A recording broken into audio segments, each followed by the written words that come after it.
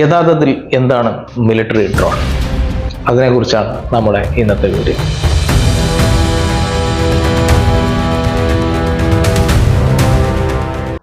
നമസ്കാരം. നമുക്കെല്ലാം അറിവുള്ള പോലെ തന്നെ പാകിസ്ഥാന്റെ ഭീകര പ്രവർത്തനത്തിനെതിരെ ഓപ്പറേഷൻ സിന്ദൂർ നടന്നുകൊണ്ടിരിക്കുകയാണ്. ഈ സമയത്ത് ദൃശ്യമാധ്യമങ്ങളിലൂടെയും സോഷ്യൽ മീഡിയകളിലൂടെയും പത്രത്താളുകളിലൂടെയും നമ്മൾ ഇതുപോലെയുള്ള ഒരുപാട് വാർത്തകൾ കാണുന്നുണ്ട്. ആ സമയത്ത് പല ആളുകളും ചിന്തിച്ചിട്ടുണ്ടാവും, ഒരു ഡ്രോണിന് ഇങ്ങനെയൊക്കെ ആക്രമിക്കാൻ സാധിക്കുമോ? യഥാർത്ഥത്തിൽ എന്താണ് മിലിറ്ററി ഡ്രോൺ? അതിനെക്കുറിച്ചാണ് നമ്മുടെ ഇന്നത്തെ വീഡിയോ.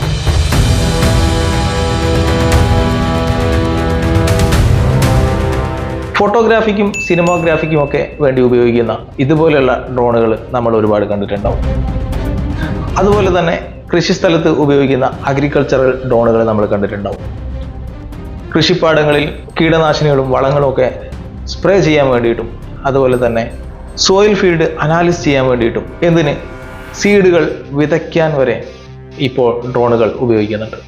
ഇതുകൂടാതെ മാപ്പിങ്ങിനും സർവേക്കുമൊക്കെ ഡ്രോണുകൾ ഉപയോഗിക്കുന്നുണ്ട്. ഈ അടുത്ത കാലത്തായി ആമസോണും സ്വിഗ്ഗിയും ടൊമാറ്റോയും ഒക്കെ ഡെലിവറി പർപ്പസിന് വേണ്ടിയിട്ട് ഡ്രോണുകൾ പരീക്ഷിക്കുന്നു എന്നുള്ള ന്യൂസുകളൊക്കെ നിങ്ങൾ കേട്ടിട്ടുണ്ടാവും. എന്നാൽ മിലിറ്ററി ഡ്രോണുകൾ എന്നത് നമ്മുടെ ശ്രദ്ധയിലേക്ക് വന്നത് ഇപ്പോഴാണ്.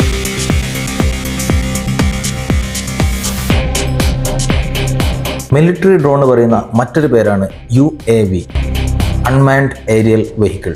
അതായത് മനുഷ്യൻ അകത്ത് കയറാതെ തന്നെ നിയന്ത്രിക്കാൻ കഴിയുന്ന ഒരു വാഹനം. സൈനിക ആവശ്യത്തിന് ഉപയോഗിക്കുന്ന ഡ്രോണുകളെ നമുക്ക് 5 ആയിട്ട് തരംതിരിക്കാം. 1 ISR ഡ്രോൺസ്, 2 കോമ്പാക്റ്റ് അല്ലെങ്കിൽ ആർമഡ് ഡ്രോൺസ്, 3 കാമിക്കാസി ഡ്രോൺസ്, 4 മിനി അല്ലെങ്കിൽ ടാക്ടിക്കൽ ഡ്രോൺസ്, 5 സ്വാം ഡ്രോൺസ്. ഇതിൽ ഒന്നാമത്തെ വിഭാഗമാണ് ISR ഡ്രോൺസ്. ISR ഡ്രോൺസ് പറഞ്ഞാൽ ഇൻ്റലിജൻസ് സർവൈലൻസ് റെക്കോണസൻസ് എന്നാണ്. ഉപഗ്രഹ ചിത്രങ്ങൾ, റഡാർ സിഗ്നൽ എന്നിവ ഉപയോഗിച്ച് ഇൻ്റലിജൻസ് ശേഖരണം, ക്യാമറകൾ, സെൻസറുകൾ, GPS, റഡാറുകൾ എന്നിവയുടെ സഹായത്തോടുകൂടി ആവശ്യമുള്ള സ്ഥലങ്ങൾ നിരീക്ഷിക്കുകയും യുദ്ധഭൂമിയിലെ സ്ഥലങ്ങൾ പരിശോധിച്ച് സുരക്ഷാ പരിസ്ഥിതി വിലയിരുത്തുകയും ചെയ്യുക എന്നതാണ് ഇതിൻ്റെ ഒരു പ്രവർത്തനം. ഇതോടൊപ്പം ട്രാൻസ്മിറ്ററുകൾ ഉപയോഗിച്ച് നിരീക്ഷിക്കുന്ന സ്ഥലത്തെ വീഡിയോയും പിക്ചറുകളും കമാൻഡ് സെൻറ്ററിലേക്കും മൊബൈൽ യൂണിറ്റിലേക്കും ഷെയർ ചെയ്യുകയും ചെയ്യുന്നു.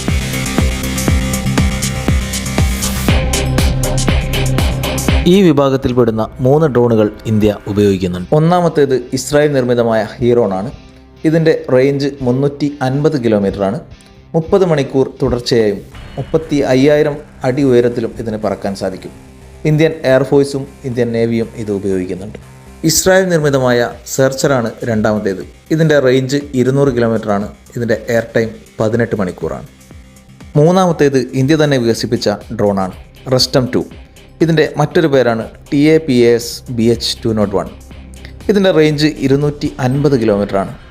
24 മുതൽ 30 മണിക്കൂർ വരെ തുടർച്ചയായിട്ട് ഇതിന് പറക്കാൻ സാധിക്കും. DRDO ആണ് ഇന്ത്യക്ക് വേണ്ടി ഇത് വികസിപ്പിച്ചത്.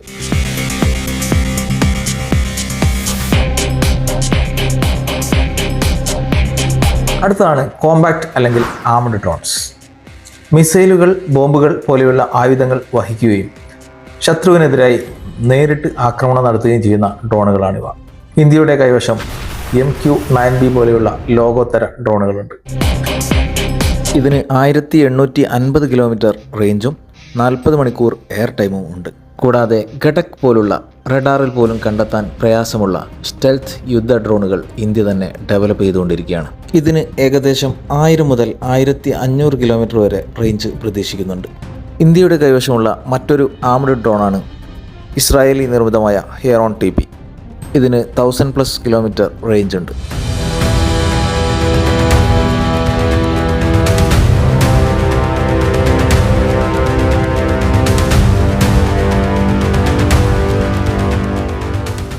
അടുത്തതാണ് കാമിക്കാസി ഡ്രോൺസ്. ഇതിനെ നമ്മൾ മലയാളത്തിൽ ആത്മഹത്യാ ഡ്രോണുകൾ എന്ന് വേണമെങ്കിൽ വിളിക്കാം. ഒരു ടാർഗറ്റ് ലക്ഷ്യമാക്കി നീങ്ങുന്ന കാമിക്കാസി ഡ്രോൺസ് ആ ടാർഗറ്റിനെ പോയിന്റ് ചെയ്യുന്നതുവരെ ആകാശത്തിൽ വട്ടമിട്ട് കറങ്ങുകയും പോയിന്റ് ചെയ്താൽ ഉടൻ അതിലേക്ക് ഇടിച്ചു കയറി ആക്രമിക്കുകയും ചെയ്യും. ഇതോടൊപ്പം തന്നെ ഇത് നശിച്ചു പോവുകയും ചെയ്യും. ഒറ്റത്തവണ മാത്രമേ ഈ ഡ്രോൺ ഉപയോഗിക്കാൻ സാധിക്കുകയുള്ളൂ. ചെലവ് കുറവാണെങ്കിലും ഒരുപാട് നാശനഷ്ടങ്ങൾ വരുത്താൻ ഈ ഡ്രോൺ സാധിക്കുന്നതാണ് ഇതിൻ്റെ ഒരു പ്ലസ് പോയിന്റ്. അടുത്തതാണ് സ്വാം ഡ്രോൺസ്. AI ബേസ്ഡ് ആയിട്ടുള്ള ഒരു ഡ്രോണാണ്. സ്വയം ടാർഗറ്റുകൾ കണ്ടെത്താനും തിരിച്ചറിയാനും അതോടൊപ്പം മറ്റ് അനേകം ഡ്രോണുകളുമായി കോർഡിനേറ്റ് ചെയ്തുകൊണ്ട് ആക്രമണം നടത്താനും ഇവയ്ക്ക് സാധിക്കും. ഒരേ സമയം തന്നെ 1000-ലധികം ഡ്രോണുകൾ ഒരുമിച്ച് കോർഡിനേറ്റ് ചെയ്യാൻ ഇവയ്ക്ക് സാധിക്കും. ഇന്ത്യ ഇത്തരത്തിലുള്ള 2 ഡ്രോണുകൾ വികസിപ്പിച്ചുകൊണ്ടിരിക്കുകയാണ്. അടുത്താണ് മിനി അല്ലെങ്കിൽ ടാക്ടിക്കൽ ഡ്രോൺസ്. ചെറിയ വലിപ്പമുള്ളതും അതുപോലെ തന്നെ കുറഞ്ഞ ദൂരം മാത്രം സഞ്ചരിക്കാൻ കഴിയുന്നതുമാണ് ഇവ. സാധാരണയായി തത്സമയ നിരീക്ഷണത്തിനും ചെറിയ സ്കെയിൽ ടാർഗറ്റിങ്ങിനും ആന്തരിക സുരക്ഷാ പ്രവർത്തനത്തിനും വേണ്ടിയൊക്കെയാണ് ഇത് ഉപയോഗിക്കുന്നത്. ഇടുങ്ങിയ മേഖലകളിലും അതുപോലെ തന്നെ നഗരപ്രദേശങ്ങളിലൊക്കെ ഉപയോഗിക്കാൻ സാധിക്കുന്നതാണ്. കൂടാതെ ഒരു ബാക്ക് പാക്കിലോ ചെറിയ കമാൻഡ് കിറ്റിലോ ഒക്കെ ഇത് കൊണ്ടുപോകാൻ സാധിക്കും.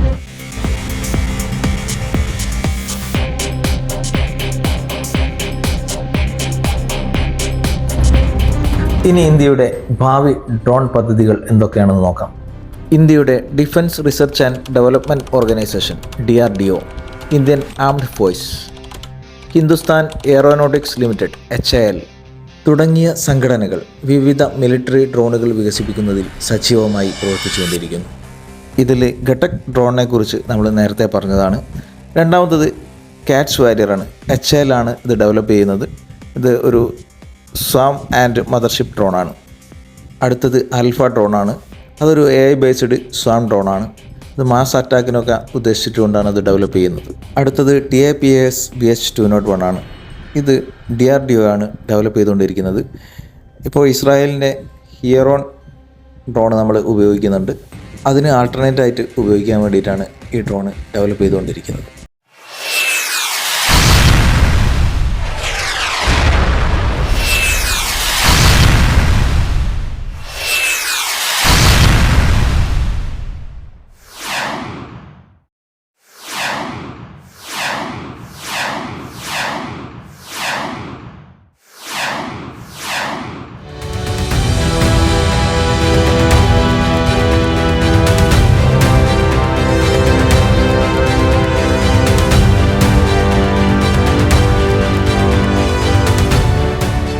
ഇതുവരെ നമ്മൾ കണ്ടത് ഡ്രോണുകളുടെ അത്ഭുത ലോകമായിരുന്നു. കൃഷി മുതൽ യുദ്ധഭൂമി വരെ ഓരോ ഡ്രോണിനും അതിൻ്റേതായ ഇമ്പോർട്ടൻസ് ഉണ്ട്. ഇന്ത്യയുടെ കൈവശമുള്ള ഇന്നത്തെ ഡ്രോണുകൾ, വികസിപ്പിച്ചുകൊണ്ടിരിക്കുന്ന ഭാവിയിലെ ടെക്നോളജികൾ, ഇവയെല്ലാം ഇന്ത്യയുടെ പ്രതിരോധ ശേഷിയുടെ ഒരു വലിയ ഭാഗമാണ്. നമുക്ക് മുന്നിൽ തുറക്കുന്ന ഭാവി കൂടുതൽ സാങ്കേതികതയും സുരക്ഷയും നിറഞ്ഞതായിരിക്കും. ആ ഭാവിയെ മനസ്സിലാക്കാനും കൂടുതൽ അറിവോടെ മുന്നേറാനും വേണ്ടിയാണ് ഈ വീഡിയോ ഇഷ്ടപ്പെട്ടാൽ ലൈക്ക് ചെയ്യുക, കമൻറ്റ് ചെയ്യുക, സബ്സ്ക്രൈബ് ചെയ്യുക. നിങ്ങളുടെ സുഹൃത്തുക്കൾ കൂടി വീഡിയോ ഒന്ന് ഷെയർ ചെയ്ത് കൊടുക്കുക. മറ്റൊരു വീഡിയോയുമായി നമുക്ക് വീണ്ടും കാണാം. അതുവരേക്കും ബൈ.